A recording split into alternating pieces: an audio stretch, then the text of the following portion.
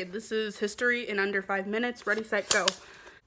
December 3rd, 1799. Margaret O'Neill is born. Later, they start calling her Peggy. That's stupid. I don't get that. Her father was William O'Neill, and he owned the Franklin Hotel. Very popular. Peggy worked there. You know, she sang piano, dance, la-da-da. All the men wanted her, and la-da-da-da. At 17, that's her first mistake. She married John Timberlake, who is a U.S. quartermaster, and he's off doing his quartermaster stuff, so she gets lonely. Honestly, just slap an A on her and call her Hester Prynne. This is basically the Scarlet Letter. She ends up getting pregnant. It is not her husband's, which is not good. John finds out, and he's like, what the what? And I feel like someone went to him and was like, your wife's a whore, you know? And he was like, mm-hmm. And then he was like, well, I mean, she's pregnant and you've been here, so. Then John killed himself. I'd like to think he jumped over the boat, but I mean, maybe not. I don't know. Some people say that he died of natural illness and like causes and whatever the heck, but that's cool too.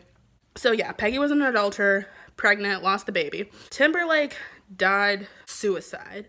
Not a year later, Peggy remarries John Eaton. That's not an appropriate amount of time. So everyone was like, they called it the petticoat affair.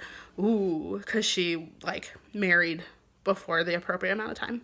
John Eaton was a rising star in Jackson's cabinet. He was the Secretary of War, but that's now called the Secretary of Defense. And I think that's stupid too. Rumors started to go around the cabinet and the wives wouldn't go to her parties, you know? And they started saying, oh, Benjamin's having night terrors again and I've got the 6 tuplets at home. My goldfish is sick. I don't know why those are my go-to things. I'll pray for you. The Washington elite called this the Anti-Peggy Coalition. Vice President John Calhoun's wife, Fluoride, literally pretended that Peggy was not there. She did not acknowledge her existence. And I bet it's because she thought she was going to steal her man. But I mean, whatever.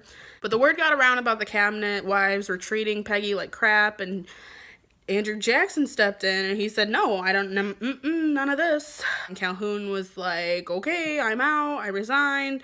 And Martin Van Buren took his position and later went on to be president. So that was just karma for John Calhoun. So suck it. So after all this went down, Peggy and John Eaton, they went to Spain and they were like, let's like have a new life. Like, let's be chill and like not have people slut shame you all the time. So, but then, I mean, eventually she gets herself in trouble again and she ends up like getting with her granddaughter's dance teacher or something. And then he's like, nah, never mind, gets with the granddaughter. Really, this entire thing was just a blown out, like just something blown out of proportion that screwed a lot of people, John Calhoun.